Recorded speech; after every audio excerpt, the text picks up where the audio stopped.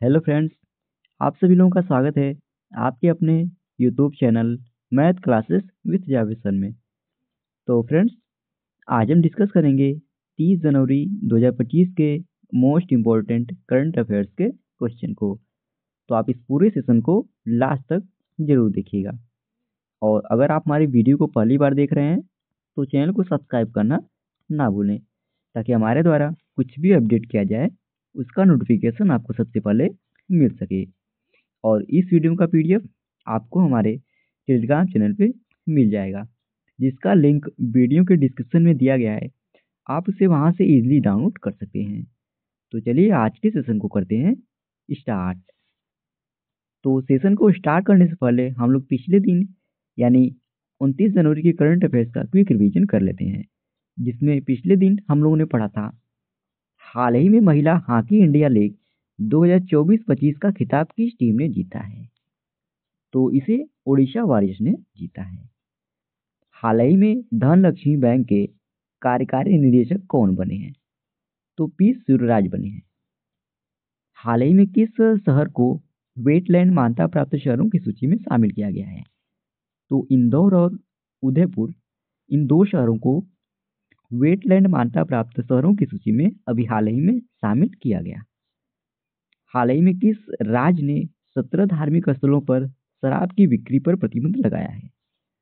तो इस पर फ्रेंड्स मध्य प्रदेश की सरकार ने प्रतिबंध लगाया है। साइबर सुरक्षा सहयोग पर बिम्सटेक विशेषज्ञ समूह की दूसरी बैठक कहाँ आयोजित की गई।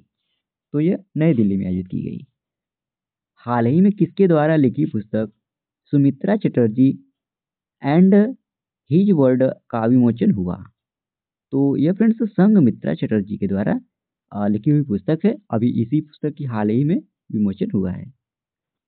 हाल ही में किस राज्य सरकार ने सम्मान संजीवनी ऐप लॉन्च किया है। तो इसे हरियाणा राज्य की सरकार ने अभी हाल ही में लॉन्च किया है। 48वें अंतर्राष्ट्रीय कोलकाता पुस्तक मेला का विषय देश कौन सा है। तो जर्मनी देश फ्रेंड्स, यह 48वें अंतर्राष्ट्रीय कोलकाता पुस्तक मेला का विषय देश है। भारतीय एक्सा लाइफ इंश्योरेंस के नए अध्यक्ष कौन बने हैं। तो अखिल गुप्ता बने हैं। डाटा गोपनीयता दिवस प्रत्येक वर्ष विश्व स्तर पर किस दिन मनाया जाता है। तो यह 28 जनवरी को मनाया जाता है। जल उपयोग दक्षता सतत भविष्य की रणनीतियां विषय पर कार्यशाला का उद्घाटन किसने किया है। तो इसका उद्घाटन CR पाटिल ने किया है। हाल ही में कहाँ अंतर्राष्ट्रीय डेजर्ट फेस्टिवल 2025 का आयोजन किया जाएगा। तो इसका आयोजन जैसलमेर में किया जाएगा। अब चलिए फ्रेंड्स, हम लोग आज के सेशन को कवर कर लेते हैं, जिसमें आज का पहला प्रश्न है हाल ही में लिक्विड प्रोपल्शन सिस्टम सेंटर के नए डायरेक्टर कौन बने हैं। तो इसका सही विकल्प हो जाएगा फ्रेंड्स बी, यानी M मोहन। यह अभी हाल ही में लिक्विड प्रोपल्शन सिस्टम सेंटर के नए डायरेक्टर बने। आइए क्वेश्चन से रिलेटेड इंपॉर्टेंट पॉइंट कवर कर लेते हैं। तो फ्रेंड्स, M मोहन को केरल के तिरुवनंतपुरम में स्थित तरल पदार्थ वितरण प्रणाली केंद्र का निदेशक नियुक्त किया गया। अच्छा फ्रेंड्स, इन्होंने किनका स्थान लिया है। तो फ्रेंड्स, इन्होंने डॉक्टर वी नारायणन का स्थान लिया है, जो फ्रेंड्स 14 जनवरी 2025 को भारतीय अंतरिक्ष अनुसंधान संस्थान यानी इसरो के अध्यक्ष बने। अच्छा, M मोहन के बारे में जान लेते फ्रेंड्स। तो M मोहन इसरो के प्रस्तावना प्रस्तावक का हिस्सा रहे हैं। उन्होंने तरल पदार्थ प्रौद्योगिकी में विशेषज्ञता के माध्यम से भारत की अंतरिक्ष ताकत को बढ़ाने में महत्वपूर्ण भूमिका इन्होंने निभाई है। अच्छा फ्रेंड्स, अब लोग जो अभी हाल ही में कुछ महत्वपूर्ण नियुक्तियां हुई उनका रिवीजन कर लेते हैं। तो न्यायमूर्ति आलोक आराधे ने बॉम्बे हाईकोर्ट के मुख्य न्यायाधीश के रूप में शपथ ली। महेश कुमार अग्रवाल को BSF का अतिरिक्त पुलिस महानिदेशक नियुक्त किया गया। नीरज पारक को रिलायंस पावर का MD और CEO नियुक्त किया गया। धनंजय शुक्ला ICS के नए अध्यक्ष बने। ज्ञानेंद्र प्रताप सिंह को CRPF का महानिदेशक नियुक्त किया गया। एंजन वल ने अम्बरीश केंगे को अपना ग्रुप CEO नियुक्त किया गया। श्री विनीत जोशी को शिक्षा मंत्रालय में उच्च शिक्षा सचिव नियुक्त किया गया। पंकज जोशी को गुजरात का मुख्य सचिव नियुक्त किया गया। जस्टिस देवेंद्र कुमार उपाध्याय को दिल्ली हाईकोर्ट का मुख्य न्यायाधीश अभी हाल ही में नियुक्त किया गया। अगला प्रश्न है भारतीय औद्योगिक विकास बैंक यानी आईडीबीआई के एमडी और सीईओ के रूप में किसे नियुक्त किया गया है? तो इसका सही विकल्प हो जाएगा फ्रेंड्स बी, यानी राकेश शर्मा को अभी हाल ही में भारतीय औद्योगिक विकास बैंक के एमडी और सीईओ के रूप में नियुक्त किया गया। तो फ्रेंड्स, भारतीय औद्योगिक विकास बैंक या industrial development bank of India ने 3 साल के कार्यकाल के लिए प्रबंध निदेशक और मुख्य कार्यकारी अधिकारी यानी एमडी और सीईओ के रूप में राकेश शर्मा को फिर से नियुक्त करने की मंजूरी दे दी है। और फ्रेंड्स, राकेश शर्मा को इससे पहले इस पद पर 19 मार्च सन 2022 को 3 साल की अवधि के लिए नियुक्त किया गया था। अब इन्हें फ्रेंड्स वापस इसी पद के लिए 3 साल के लिए फिर से नियुक्त किया गया है। अच्छा फ्रेंड्स, आईडीबीआई यानी भारतीय औद्योगिक विकास बैंक के बारे में जान लेते हैं। तो फ्रेंड्स, भारतीय औद्योगिक विकास बैंक या आईडीबीआई भारत के प्रमुख बैंकों में से एक निजी बैंक है और यह फिर देश का सरकारी बैंक है और इसकी स्थापना 1 जुलाई सन 1964 ईस्वी में हुई थी और इसका मुख्यालय महाराष्ट्र की राजधानी मुंबई में स्थित है। अगला प्रश्न है, ICC men's cricketer of the year 2024 किसे चुना गया है? तो इसका सही विकल्प हो जाएगा डी, यानी जसप्रीत बुमराह को फ्रेंड्स अभी हाल ही में ICC men's cricketer of the year 2024 चुना गया। तो फ्रेंड्स, भारतीय तेज गेंदबाज जसप्रीत बुमराह को प्रतिष्ठित सर गारफील्ड सोबर्स अवार्ड से नवाजा गया, जो उन्हें ICC men's cricketer of the year 2024 के रूप में मान्यता देता है। और यह पुरस्कार फ्रेंड्स उनको तीनों प्रारूपों में असाधारण प्रदर्शन को सम्मानित करता है और जसप्रीत बुमराह फ्रेंड्स इस पुरस्कार को पाने वाले यह 5वें भारतीय बने। इनसे पहले राहुल द्रविड़ को 2004 में, सचिन तेंदुलकर को 2010 में, और रविचंद्र अश्विन को 2016 में और विराट कोहली को 2017 और 2018 में यह पुरस्कार दिया गया था। अच्छा फ्रेंड्स, आईसीसी के द्वारा 2024 के लिए जितने भी अन्य पुरस्कार वितरित किए गए हैं उसको भी हम लोग डिस्कस कर लेते हैं। तो आईसीसी पुरुष T20I cricketer of the year के लिए फ्रेंड्स अर्शदीप सिंह को चुना गया, जो भारत देश से बिलोंग करते हैं। आईसीसी महिला T20I cricketer of the year के लिए अमेलिया खेर को चुना गया, जो न्यूजीलैंड से बिलोंग करती हैं। ICC emerging men's cricketer of the year के लिए कामेंडू मेंडिस को चुना गया, जो श्रीलंका से बिलोंग करती हैं। ICC emerging women's cricketer of the year Annerie Dercksen को चुना गया, जो दक्षिण अफ्रीका से बिलोंग करती हैं। आईसीसी पुरुष associate cricketer of the year Gerhard Erasmus को चुना गया, जो नामीबिया से बिलोंग करती हैं। आईसीसी महिला associate cricketer of the year यह ईशा ओझा को चुना गया, जो भारत देश से बिलोंग करती हैं। ICC ODI men's cricketer of the year के लिए अजमतुल्ला उमरजई को चुना गया, जो अफगानिस्तान से बिलोंग करते हैं। ICC ODI women cricketer of the year के लिए स्मृति मंदाना को चुना गया, जो अपने भारत देश से बिलोंग करती हैं। और ICC umpire of the year Richard Illingworth को चुना गया, जो इंग्लैंड देश से बिलोंग करते हैं और इन्होंने फ्रेंड्स यह पुरस्कार लगातार तीसरी बार जीता है। अगला प्रश्न है, बेलारूस में हुए राष्ट्रपति चुनाव में किसने जीत हासिल की है? तो इसका सही विकल्प हो जाएगा फ्रेंड्स डी, यानी अलेक्जेंडर लुकाशेंको ने अभी हाल ही में बेलारूस में हुए राष्ट्रपति चुनाव में इन्होंने जीत हासिल की है। तो फ्रेंड्स, साल 1994 से बेलारूस का नेतृत्व कर रहे राष्ट्रपति अलेक्जेंडर लुकाशेंको ने 7वीं बार देश का राष्ट्रपति चुनाव जीत लिया है और उनको फ्रेंड्स चुनाव में 86.82% वोट मिले और लुकाशेंको को फ्रेंड्स रूसी राष्ट्रपति व्लादिमीर पुतिन का करीबी माना जाता है। अच्छा फ्रेंड्स, ये भी जानते रहिए बेलारूस में राष्ट्रपति का कार्यकाल ये 5 वर्ष का होता है। अच्छा, अब हम फ्रेंड्स बेलारूस के बारे में जान लेते हैं। तो बेलारूस की राजधानी फ्रेंड्स मिन्स्क है और बेलारूस के वर्तमान राष्ट्रपति अलेक्जेंडर लुकाशेंको हैं और यहाँ की मुद्रा फ्रेंड्स बेलारूसी रूबल है और अभी हाल ही में फ्रेंड्स बेलारूस संघाई सहयोग संगठन यानी एससीओ का 10वां सदस्य देश बना है। अच्छा फ्रेंड्स, बेलारूस के पड़ोसी देशों के बारे में जान लेते हैं। तो बेलारूस के फ्रेंड्स 5 पड़ोसी देश हैं, जिसमें पश्चिम में पोलैंड, उत्तर पश्चिम में लिथुआनिया, उत्तर में लातविया, उत्तर पूर्व और पूर्व में रूसी संघ और दक्षिण में यूक्रेन स्थित है। और ये फ्रेंड्स बेलारूस का मैप। अच्छा फ्रेंड्स, जो नए राष्ट्रपति नियुक्त हुए हैं उनका हम रिवीजन करवा दे रहे हैं आप लोगों को।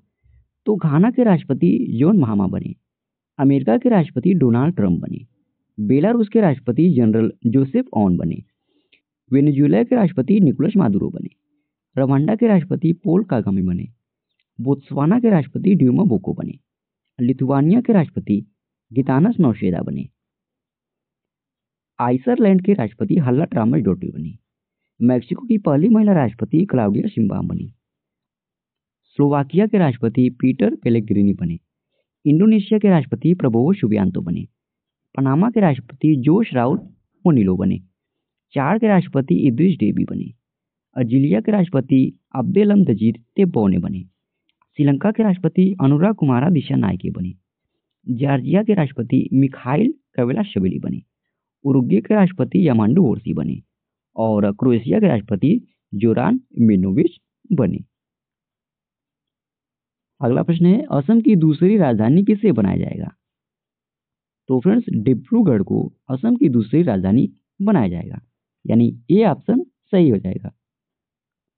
तो फ्रेंड्स, इसकी घोषणा असम के मुख्यमंत्री हिमंत बिस्वा शर्मा ने की है कि डिब्रूगढ़ को एक पूर्ण शहर और असम की दूसरी राजधानी के रूप में विकसित किया जाएगा। और इसके अलावा उन्होंने यह घोषणा की है कि डिब्रूगढ़ को अगले 3 वर्षों के भीतर राज्य की दूसरी राजधानी के रूप में विकसित किया जाएगा। और उन्होंने फ्रेंड्स यह भी घोषणा की है कि तेजपुर में राजभवन का निर्माण किया जाएगा और इसे असम की सांस्कृतिक राजधानी के रूप में विकसित किया जाएगा। और इसके अलावा उन्होंने यह भी घोषणा की है कि सिलचर में एक सचिवालय और मुख्य सचिव का कार्यालय होगा। अच्छा फ्रेंड, क्वेश्चन हमारा असम राज्य से संबंधित था, तो हम लोग असम के बारे में भी जान लेते हैं। असम की राजधानी फ्रेंड दिसपुर है। असम के वर्तमान मुख्यमंत्री हिमंत बिस्वा शर्मा हैं। यहाँ के वर्तमान राज्यपाल लक्ष्मण प्रसाद आचार्य हैं। विधानसभा सीटों की संख्या यहाँ 126 है। राज्यसभा सीटों की संख्या 7 है। लोकसभा सीटों की संख्या 14 है। उच्च न्यायालय फ्रेंड्स गुवाहाटी उच्च न्यायालय है। अच्छा फ्रेंड्स, असम की प्रमुख नदियों को डिस्कस कर लेते हैं। तो ब्रह्मपुत्र, बराक, सुबनसिरी, धनसिरी, जिया बोरीली, कोपिली, मानस, दिखो और तोरसा यहाँ की प्रमुख नदियों में शामिल है। और ये फ्रेंड्स अपना प्यारा भारत, और ये आप लोगों को जो सर्कल में ग्रीन कलर यानी हरे कलर में जो दिख रहा होगा वह असम राज्य का मैप है। अगला प्रश्न है, समान नागरिक संहिता कानून लागू करने वाला भारत का पहला राज्य कौन सा है? तो इसका सही विकल्प हो जाएगा फ्रेंड्स सी, यानी उत्तराखंड। यह अभी हाल ही में फ्रेंड्स समान नागरिक संहिता लागू करने वाला भारत का पहला राज्य बना है। तो फ्रेंड्स 27 जनवरी 2025 को उत्तराखंड स्वतंत्रता के बाद समान नागरिक संहिता कानून लागू करने वाला यह भारत का पहला राज्य बना है। और फ्रेंड्स मुख्यमंत्री पुष्कर सिंह धामी ने खुद यूसीसी पोर्टल पर सबसे पहला रजिस्ट्रेशन कराया। और इसके अलावा फ्रेंड्स मुख्यमंत्री पुष्कर सिंह धामी ने यह ऐलान किया कि अब हर साल 27 जनवरी को उत्तराखंड में समान नागरिक संहिता दिवस मनाया जाएगा। अच्छा फ्रेंड्स, आपको जानकारी के लिए बता दें, समान नागरिक संहिता देश के कानून का हिस्सा नहीं है, लेकिन फ्रेंड्स संविधान के चौथे भाग में इसका उल्लेख देखने को मिलता है, जिसमें फ्रेंड्स राज्य के नीति निर्देश तत्व डीपीएसपी के अनुच्छेद 44 में समान नागरिक संहिता लागू करने का निर्देश दिया गया है। अगला प्रश्न है, अंतर्राष्ट्रीय सरस्वती महोत्सव का आयोजन किस राज्य में किया जा रहा है? तो इसका आयोजन फ्रेंड्स हरियाणा में किया जा रहा है, यानी ए ऑप्शन सही हो जाएगा। तो फ्रेंड्स हरियाणा में अंतर्राष्ट्रीय संस्कृति महोत्सव का आयोजन किया जा रहा है। और फ्रेंड्स इस 7 दिवसीय महोत्सव में सांस्कृतिक कार्यक्रमों और सरस्वती नदी से जुड़ी विरासत का जश्न मनाने वाले कार्यक्रमों की एक समृद्ध श्रृंखला होगी। इसका उद्घाटन फ्रेंड्स 29 जनवरी को आदि बद्री स्थल पर हरियाणा के मुख्यमंत्री नायब सिंह सैनी के नेतृत्व में किया गया। और यह अंतर्राष्ट्रीय सरस्वती महोत्सव फ्रेंड्स 29 जनवरी से 4 फरवरी 2025 तक हरियाणा के पिहोवा में आयोजित किया जा रहा है। इस अवसर पर मुख्यमंत्री ने फ्रेंड्स विकास कार्यों की सौगात देते हुए 54 करोड़ 71 लाख रुपए की लागत की 29 परियोजनाओं का उद्घाटन एवं शिलान्यास भी उन्होंने किया। इसमें फ्रेंड्स 26 करोड़ 71 लाख रुपए की लागत की 15 परियोजनाओं के उद्घाटन और लगभग 28 करोड़ रुपए की लागत की 14 परियोजनाओं के शिलान्यास शामिल हैं। अगला प्रश्न है, हाल ही में किस देश को आधिकारिक तौर पर विश्व स्वास्थ्य संगठन यानी WHO द्वारा मलेरिया मुक्त प्रमाणित किया गया है? तो इसका सही विकल्प हो जाएगा फ्रेंड्स बी, यानी जॉर्जिया को भी फ्रेंड्स अभी हाल ही में मलेरिया मुक्त प्रमाणित किया गया। तो फ्रेंड्स विश्व स्वास्थ्य संगठन यानी WHO ने जॉर्जिया को आधिकारिक रूप से मलेरिया मुक्त घोषित कर दिया है। और फ्रेंड्स जॉर्जिया को यह सफलता उसके एक सदी तक किए अथक प्रयासों के बाद मिली है। इस तरह फ्रेंड्स जॉर्जिया 2025 में मलेरिया मुक्त होने वाला पहला देश बन गया है। और तो फ्रेंड्स दुनिया के 45 देशों और एक क्षेत्र को मलेरिया मुक्त घोषित किया जा चुका है। इससे पहले फिर 2024 में मिस्र और केप वर्डे ने यह उपलब्धि हासिल की थी। और अब फ्रेंड्स जॉर्जिया यह उपलब्धि हासिल करने वाला दुनिया का 46वां देश बन गया है। अच्छा फ्रेंड्स मलेरिया के लक्षण को भी जान लेते हैं। तो बुखार, आलस्य और थकावट, उल्टी, रक्त की कमी यह मलेरिया के लक्षण हैं। और मलेरिया की वैक्सीन कौन सी है? तो R21 या मैट्रिक्स एम और RTS मलेरिया की वैक्सीन है। अगला प्रश्न है, हाल ही में भारतीय समाचार पत्र दिवस कब मनाया गया है? तो यह दिवस फ्रेंड्स अभी हाल ही में 29 जनवरी को मनाया गया, यानी सी ऑप्शन सही हो जाएगा। तो फ्रेंड्स भारतीय समाचार पत्र दिवस यह 29 जनवरी को मनाया जाता है। इसे फ्रेंड्स राष्ट्रीय समाचार पत्र दिवस या नेशनल न्यूज़पेपर डे के नाम से भी जाना जाता है। और फ्रेंड्स यह दिन पूर्ण स्वतंत्रता युग के पहले समाचार पत्र के प्रकाशन की स्मृति में मनाया जाता है और लोकतंत्र की लोकतांत्रिक भूमिका को यह दर्शाता है। इसके उद्देश्य की अगर बात करें फ्रेंड्स तो मीडिया की स्वतंत्रता और पत्रकारिता की भूमिका को उजागर करना इसका उद्देश्य है। और आपको जानकारी के बता दें फ्रेंड्स भारतीय समाचार पत्र दिवस की उत्पत्ति 29 जनवरी सन 1780 ईस्वी में हुई थी। अच्छा फ्रेंड्स अब लोग जो जनवरी में अब तक जितने भी महत्वपूर्ण दिवस मनाए गए हैं उन सभी दिवसों को हम लोग डिस्कस कर लेते हैं। तो 1 जनवरी को वैश्विक परिवार दिवस मनाया गया और थीम क्या थी? तो एक साथ हम समृद्ध होते हैं, यह इस वर्ष की थीम थी। 2 जनवरी को विश्व अंतर्मुखी दिवस मनाया गया और थीम थी शोर भले ही विश्व में कुछ शांति और स्थिरता। 3 जनवरी को अंतर्राष्ट्रीय मन शरीर कल्याण दिवस मनाया गया और थीम थी समग्र कल्याण मन शरीर और आत्मा। 4 जनवरी को विश्व ब्रेल दिवस मनाया गया। 5 जनवरी को राष्ट्रीय पक्षी दिवस मनाया गया और थीम थी हमारे पंखों वाले दोस्तों की सुरक्षा है। 6 जनवरी को विश्व युद्ध अनाथ दिवस, राष्ट्रीय प्रौद्योगिकी दिवस और गुरु गोविंद सिंह जयंती मनाई गई। 8 जनवरी को पृथ्वी घूर्णन दिवस मनाया गया। 9 जनवरी को प्रवासी भारतीय दिवस मनाया गया। 10 जनवरी को विश्व हिंदी दिवस मनाया गया और थीम थी हिंदी एकता और सांस्कृतिक गौरव की वैश्विक आवाज। 11 जनवरी को राष्ट्रीय मानव तस्करी जागरूकता दिवस मनाया गया और थीम थी बिंदुओं को जोड़ना। 12 जनवरी को राष्ट्रीय युवा दिवस मनाया गया और थीम रही राष्ट्र निर्माण के लिए युवा सशक्तिकरण। 15 जनवरी को सेना दिवस मनाया गया। 16 जनवरी को नेशनल स्टार्टअप डे मनाया गया। 19 जनवरी को कोकबोरो दिवस मनाया गया। 20 जनवरी को राष्ट्रीय आपदा मोचन बल यानी NDRF का स्थापना दिवस मनाया गया और 20 जनवरी को फ्रेंड्स पेंगुइन जागरूकता दिवस मनाया गया। 21 जनवरी को मेघालय, मणिपुर और त्रिपुरा स्थापना दिवस मनाया गया। 23 जनवरी को पराक्रम दिवस मनाया गया। 24 जनवरी को राष्ट्रीय बालिका दिवस मनाया गया। 25 जनवरी को राष्ट्रीय पर्यटन दिवस और राष्ट्रीय मतदाता दिवस मनाया गया। 26 जनवरी को गणतंत्र दिवस मनाया गया। 27 जनवरी को राष्ट्रीय जियोग्राफिक दिवस मनाया गया। अगला प्रश्न है, स्मृति मंधाना ने कौन सा पुरस्कार दूसरी बार जीता है? तो फ्रेंड्स ICC महिला ODI cricketer of the year award इन्होंने दूसरी बार जीता है, यानी डी ऑप्शन सही हो जाएगा। तो फ्रेंड्स इसी प्रश्न के साथ ही ये आज का हमारा डेली करंट अफेयर्स का सेशन समाप्त होता है। आशा करते हैं आज का आपको सेशन अच्छा लगा होगा और फ्रेंड्स इस वीडियो का PDF आपको हमारे टेलीग्राम चैनल पे मिल जाएगा, जिसका लिंक वीडियो के डिस्क्रिप्शन में दिया गया है। आप उसे वहां से इजीली डाउनलोड कर सकते हैं। और अगर फ्रेंड्स हमारे वीडियो को आप पहली बार देख रहे हैं तो चैनल को सब्सक्राइब जरूर कर दीजिएगा, ताकि हमारे द्वारा कुछ भी अपडेट किया जाए उसका नोटिफिकेशन आपको सबसे पहले मिल सके। और वीडियो में लास्ट तक बने रहने के लिए धन्यवाद। आज के लिए इतना ही। जय हिंद, वंदे मातरम।